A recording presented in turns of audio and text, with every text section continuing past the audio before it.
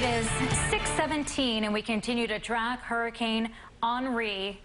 Oh, this is something that a whole generation of southern New Englanders haven't seen in their lifetime. That is a hurricane making its way towards southern New England. Landfall expected potentially over Block Island and then mainland Rhode Island later today. Yeah, we had that 30th anniversary of Bob just a few days ago. That was the last time we've seen a system like this move through our area. But as of right now, there is potential for almost a repeat. We're expecting it to track over Block Island just like Bob did and then move on to the mainland. So we're going to continue to track this for you guys. As of right now, we're starting to feel those effects. We have those outer bands of rain starting to move onshore. We're seeing some rough surf, have been overnight tonight. Wind gusts are also starting to pick up and the rain is just starting. We're seeing different types of chances for some flooding out there. The storm surge is the first chance or the first opportunity for some flooding that we're tracking just along the coast. And then as we look further inland, you're seeing that chance for some heavy rain. That's going to lead to the potential for some flash flooding across our area. I want to show you what it looks like right now outside. We take a look at our Newport camera this morning and you can see the rain and the decreased visibility. Winds are also starting to pick up. We're seeing them out of the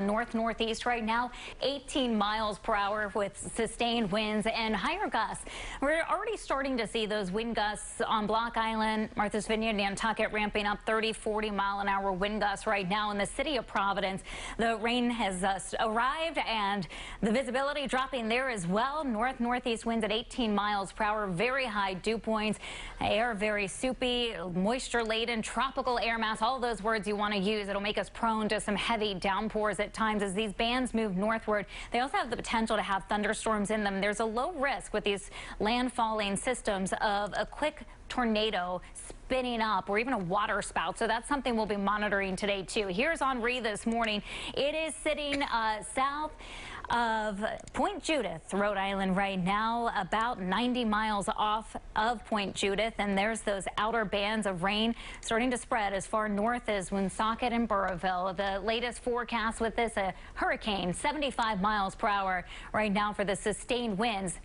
Bob was a Category 2. This is not that, but we do expect hurricane conditions, especially along the coastline and Block Island as the morning and midday hours move on. It's moving north at 18 miles per hour. We expect the speed to slow down. Here's the forecast track with the center of the storm again expected to cross Block Island and then into South County.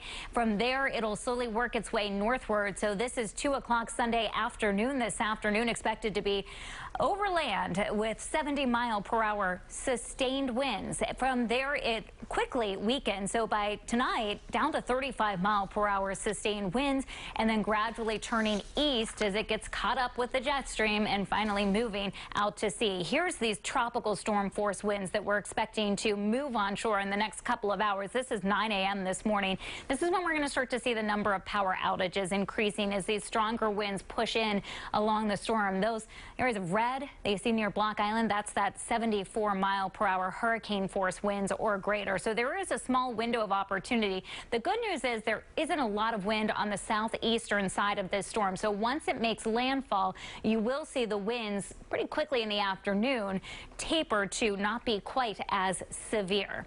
Here's an hour-by-hour look at the forecast, though, as that storm continues to approach our coastline. Plan on rounds of rain, downpours, strong wind gusts, the heaviest of the rain on the western edge of the storm. And so Connecticut, New York, parts of New Jersey, western and central Massachusetts, really prone to some flooding. But we'll see some heavy rainfall amounts here, especially to the west of Providence. And you can see through 7 o'clock Monday morning, we still have the threat of some showers as this system starts to push eastward.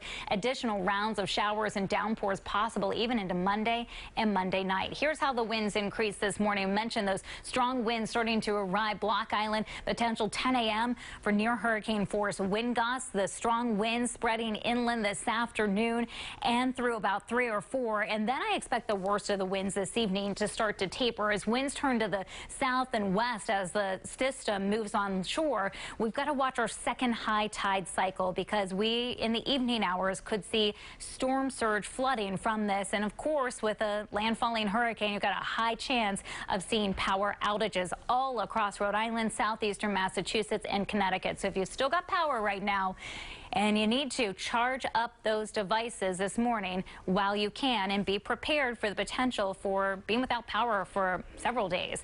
As far as the potential storm surge goes, we're keeping a close eye on this. The possibility of a 3 to 5 foot storm surge along the coast up Narragansett Bay as well as Buzzards Bay. And we're watching both high tide cycles for the day. The best case scenario would be an early afternoon landfall close to what we're expecting right now. But if it slows down even more, that evening high tide could see significant storm surge flooding. So for today, plan on stormy conditions. Just stay in if you can. Temperatures in the middle to upper 70s with the height of the storm in the early afternoon. Lingering showers overnight tonight.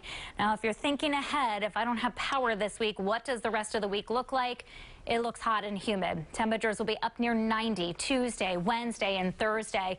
No big storms, but we will be tracking those lingering showers after the tail end of Henri moving through Monday night. And then after that, several dry days expected.